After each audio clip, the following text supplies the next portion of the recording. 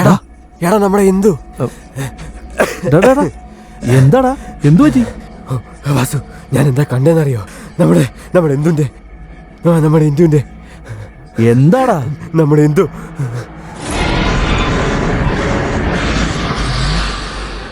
എന്താ ചേട്ടാ, എന്തു പറ്റി? ഇപ്പൊ എന്നെ പറ്റി എന്തെങ്കിലും പറഞ്ഞു കൊടുക്കാൻ വേണ്ടി വന്നതാണോ? എന്താടാ നിനക്ക്, എന്തു പറ്റി? ഒന്നുമില്ലടാ.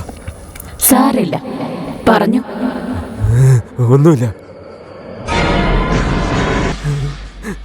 നിന്നോടാ എന്താ പറ്റിയേ?